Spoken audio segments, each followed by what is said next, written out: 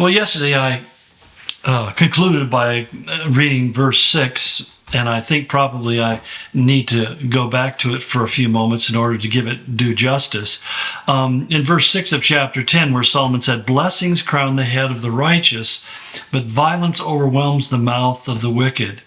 Now, it's interesting. He used this symbol crown, and we don't, really think much about crowns today. But in the ancient world, crowns were symbols of power and success and prosperity. And he says, when blessings crown your head, what he's saying is that when you work hard and you're industrious and you focus on doing good things and beneficial things, you don't try to take advantage of other people or use other people unfairly, but you are focused on doing something that's good and right and true. He says, you'll begin to have blessings crowning your head. I mean, people will look at you and say, your life has been richly blessed. And I have found that to be true, that when you seek God, even though we are failures in many ways and we're imperfect in many ways, and yet the overall trajectory and the focus of our life is to do that which is most pleasing in God's sight, God blesses you and it becomes a crown. Other people look at your life and realize they've been blessed, and they can ask the question, well, why has your life been blessed? And the answer becomes, because I spent my life seeking after the Lord. Now, the unrighteous, the wicked, he says, violence will overwhelm them. Now, some translators, have a little difficulty knowing exactly what the Proverbs is trying to say. The Hebrew is not real clear or easy here, but some say what it means is that the wicked man conceals his violence. In other words, he lives this secret life. He lives by lies and deception. And the problem with being a liar is you can't keep track of your lies. I find that people who are given to lying always end up getting caught up in their own stories, and the contradictions become obvious. And so, but you see, at the bottom line is that when you lie and deceive and take advantage of another person, that's a form of violence. Think about that for a moment, that when you lie to somebody, that's a form of violence that you're committing to. And you're saying, well, I never struck them, I never hit them. Yes, but you may have put them in a situation where they were harmed, or what you may have done is really destroyed their trust in their fellow man and you. They thought they could trust you, they thought you were reliable, and they discovered that you're not. And that's wounding. I mean, that kind of violence can be more painful than having somebody actually strike you and hit you. And so, basically he's saying that the man or woman who lives by deception and dishonesty creates a whole bunch of harm out there. And the reality is, when those people, if they live long enough, reach the end of their lives, what they discover is they're alone. They're alone. I mean, they burn all their bridges. People learn this person can't be trusted. And the problem with people who are pathological liars and can't tell a lie from the truth, and for many people, they think that if they say it, it's the truth, even though it's clearly and palpably a lie. And so they're caught in their own trap, if you will. They can't tell the difference between what's true and what's false. And that's a pathetic state of affairs to be in. But what happens is the people around them recognize they're lying, and they end up being alone. They're isolated. They'll find themselves growing old, living alone, and having no friends. And nobody, even family members, will distance themselves from them because they become so weary of being wounded and injured by their dishonesty and their deception and their duplicity.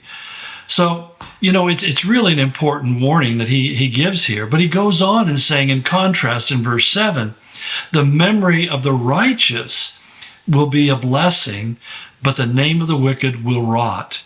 The memory of the righteous. That's interesting. There's two sides of that. It's how people remember you. And will they remember you as being a blessing in their life? You see, when you pursue doing the right things and living uprightly before Christ, people will remember you in the most positive way. I was just thinking about recently, John MacArthur passed away. Some years now ago, Chuck Smith passed away.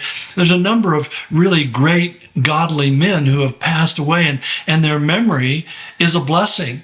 We look at the saints who have gone before and who have forged the path for the church to follow, and we can't help but honor them. We still read their books. We still listen to their messages if they were recorded. But I think about so many of the great fathers of the faith, even men like Augustine and others who we still read his confessions because they are so profound, so insightful, or the Pensies by that guy, by Pascal, Blaise Pascal's Pensies, which means his thoughts. And we find them very, very profound. So I think that one of the things we realize is that people will remember you, but also there's another side of that, your own memories.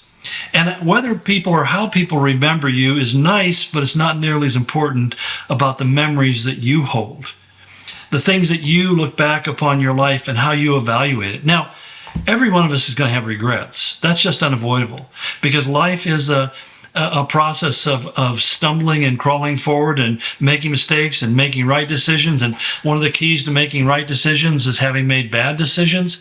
One of the keys to finding what you're good at is by trying a bunch of things that you're not good at.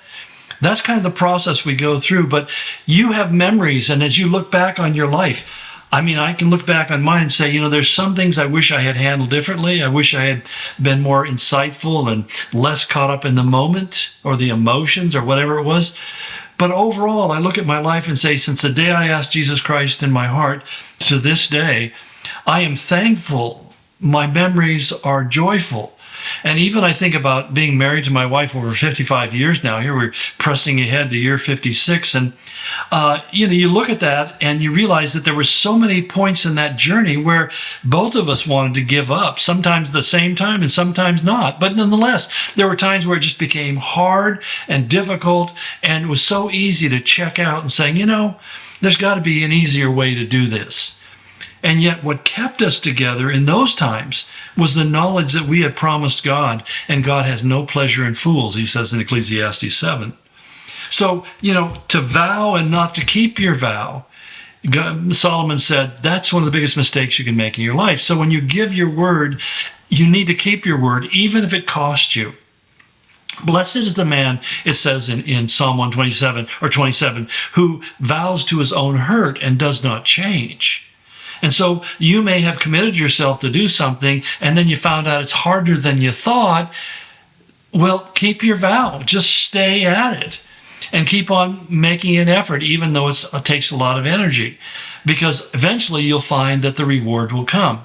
In fact, I'll be quite honest, there's probably hardly a major decision that my wife and I have made over the years that hasn't been hard at some point.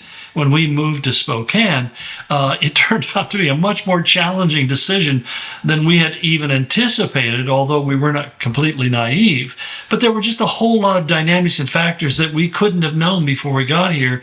And we realized that we put our hands to the plow. We can't look back. We just have to keep on moving forward. And even though it became difficult and hard and great struggles and sacrifices, over the years, all of that has been an investment in the future and has brought great reward into our life. As my wife and I were just talking about having not owing anything on our home and not owing anything in our cars, it's interesting because we just decided that carrying debt was not a good way to live your life. So we worked extra hard. We went without. We denied ourselves to make the sacrifices to pay off debt and get out of debt as much as we possibly can, and to avoid it going into the future. And we look back and go, wow, that was one of the best decisions we made. Because suddenly you find yourself having accrued a certain degree of wealth. You have a home that's paid for, and when you die and the kids inherit it, they're going to get a legacy. Or if you need it, you're going to have it there. But see, the point is that came at a lot of decisions that were sacrificial. There were things we said, well, there's vacations we could take, there's boats we could buy, there's snowmobiles and skiing trips, and a lot of things that we didn't get to do because we didn't have the resources. How beautiful it is to look back and say, but now we're reaping the benefit of those kind of decisions. And I know that some of you are saying, well, I wish I had thought that through, and I'm sorry, but today is not too late to start. Today is a good day. In fact, it's a good day to do something that doesn't cost any money, and that's the second part. The name of the wicked, he said, will rot. Now, Solomon said in chapter 22 of Proverbs, a good name is to be chosen rather than great riches. In Ecclesiastes 7, he says, a good name is better than precious ointment. And a precious ointment would give you this sweet, fragrant smell so that people would enjoy being around you. He says a good name. And the good name is a name that is known for goodness, not for evil.